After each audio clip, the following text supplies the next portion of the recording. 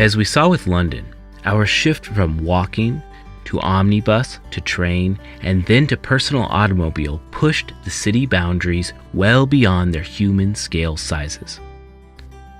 As cities consumed more and more land, uses that were traditionally mixed, like commercial, office, and residential, began to separate from one another.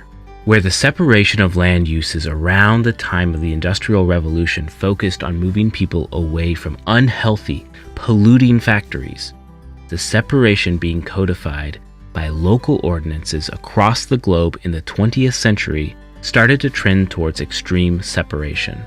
Clusters of homes were pushed farther out into farmland. Commercial developments grouped together to service people from all over the region, and non-commercial employment was sometimes isolated into clusters called an office park.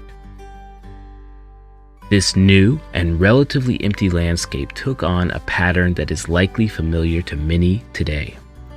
Cities pushed out to suburbs, fringes, and exurbs. More and more land was consumed by low-density single-family residential units that were highly car-dependent. This type of development catered to a car-centric lifestyle. Streets became much wider, often at the expense of sidewalks. Houses circled cul-de-sacs that connected to hierarchical road networks, and front porches gave way to garage doors. Commercial development changed too.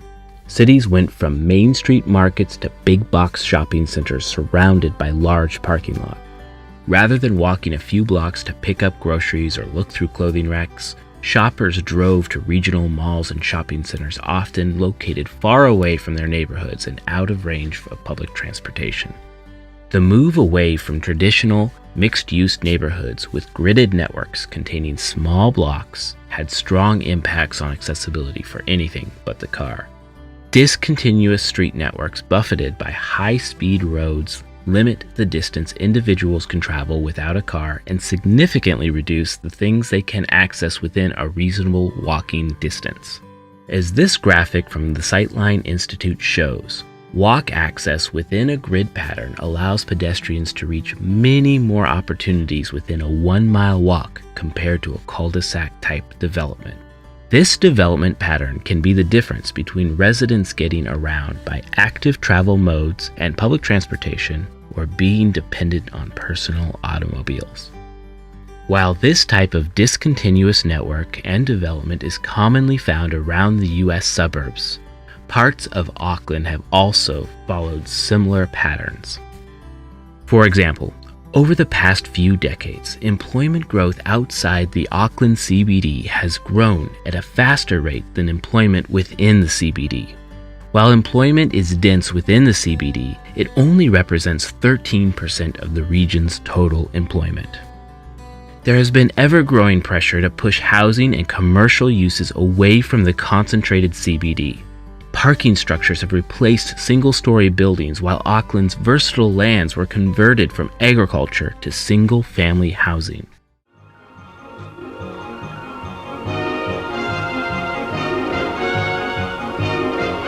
Our most cosmopolitan city, lying between two beautiful harbors, is built on a ring of old volcanoes. But the explosive activity there today is not volcanic. 1 New Zealander in every 5 lives in metropolitan Auckland. 10,000 new citizens arrive every 12 months. In 5 years' time, it's estimated that Auckland will be the home of 500,000 people. Broad, shady avenues laid out 120 years ago, before motor cars were thought of, pour the traffic down into the valley, which is Queen Street, the heart of the city. The city canyon climbing up from the sea was once all noise and congestion, but the passing of the trams has left clear streets where traffic flow can be regulated smoothly.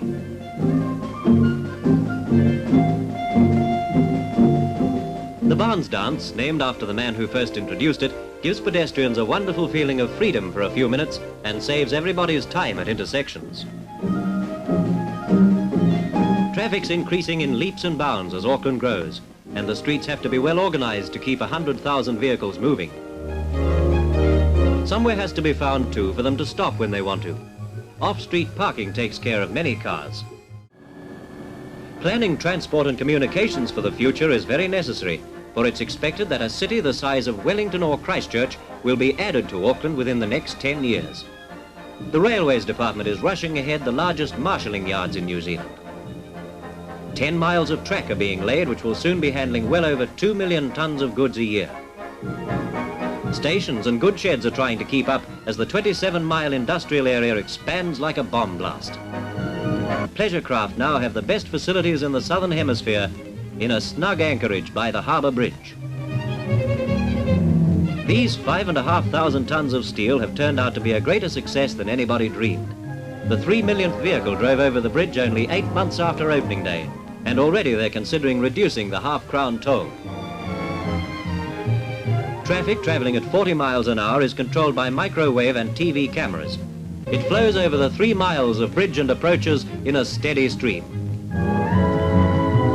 To a city bursting at the seams, this motorway in the sky is like an opening door. It's away from the city where the residential frontiers are thrusting out to all points of the compass that the really spectacular changes are taking place. Some of these suburbs, like Takapuna, have a population of over 20,000 and are cities in their own right. The shopping areas are new, up-to-date, convenient.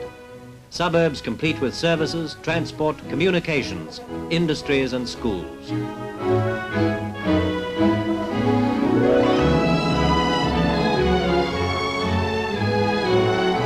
The road gangs move further and further into the country. Auckland's fortunate in having room to grow. A curb in a paddock's almost a symbol of what is happening everywhere. And following the roads come the houses. New suburbs are being built from scratch. A town the size of Whangarei goes up in Auckland every 12 months. In 1959, more houses were built than in Wellington, the Hutt, Dunedin and Christchurch combined. Do drop in for a cup of tea this afternoon. My new house is being delivered today. The armies of workmen advance. Here at Glen Innes, they're putting up 73 shops, a hotel, banks, a community centre. In 3 years, another 16,000 people will have moved in. North, south, west, east. You become infected with the excitement of seeing vigorous growth everywhere you look.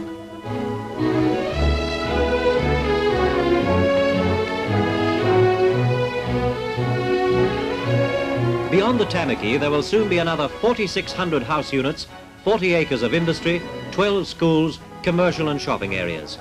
Shortly, another 20,000 Aucklanders will make their homes in a new suburb the size of Hastings. A new bridge over the Tamaki is opened by the Honourable Mr. Watt to link some of these fast-growing areas. This is only one of a number of bridges costing over £1 million being undertaken around Auckland at the moment. More people are attracting more industry, and more industry is attracting more people in ever-widening circles all over Auckland. Penrose was the most highly industrialised centre in New Zealand, but now about 50 new factories a year are going up, looking for labour wherever there's a concentration of population. From dawn to dusk on the city perimeter, carry-alls thunder through the dust as a great metropolitan motorway system merges from dream to reality. To carry fast traffic into and through a city as big as Auckland's becoming, a vast and audacious motorway plan is necessary. First, the present north-west motorway is being widened and extended. Then, through the red volcanic rock at Penrose, the Great Southern Highway is being pushed on toward the city. Bypassing industrial areas, leaping across subways and bridges, it will carry traffic toward the heart of the metropolis. The Southern Motorway will sweep up over Broadway at Newmarket, go down under Mountain Road. A tunnel will take it beneath Simon Street, and it will come out in the great roundabout in Newton Gully. From here, one branch swings away to join the north-west route, and another curves towards the sea on a tremendous viaduct over Victoria Park, where the foundations are being drilled. Here, this branch will join the approaches to the harbour bridge. When this scheme is completed, traffic may travel at 50 miles an hour in any direction right across the city. This speeding up and development, this building and expansion can be seen throughout New Zealand today.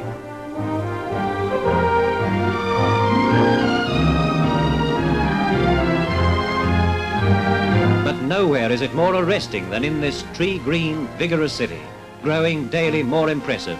at New Zealand's northern gateway, Auckland.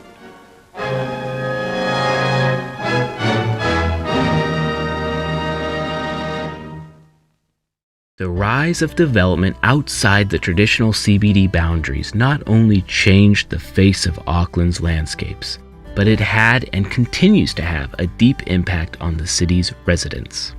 From where they live and work, how they move around the city and interact with the built environment, to the spread of infrastructure and the amount of time residents spend in traffic congestion. Auckland is not alone in this evolution of the urban landscape. In the United States, Houston, Texas is often used as an example of the negative impacts that result from unmitigated urban sprawl. Houston is considered the fattest city in the country, a pejorative used to describe how unhealthy life in the city can be for some residents. This is the result of long commutes, excess traffic congestion, and poor public transportation. But these trends didn't happen overnight. They stem from decades of urban sprawl brought about by lax planning policies and a lack of natural barriers to limit city expansion. Thus, the urbanized area has grown to nearly 4,300 square kilometers. To get a better sense of how spread out the city is, here's a boundary of the Houston metropolitan area overlaid on the London metro area. While Houston may seem only slightly larger than London, note that its metro population is just shy of 7 million people, while the London metro population is over 14 million, or more than twice as dense. Transportation, land use, the environment, and human health are all closely linked. Transportation planning decisions made in the past continue to impact our daily lives. Planning and policy decisions made today will influence where future generations live and work, how they move about the city, and how healthy their lives may be. How we plan for transportation now and in the future is also linked to how much we depend on the personal automobile. As our brief look at the history of urban transportation showed, the more we rely on and own cars, the more we plan around those cars, and the more our land use is spread, necessitating the ownership and use of more cars. To break this cycle, we will need to investigate how we became so focused on one mode and how we can change that focus in the future.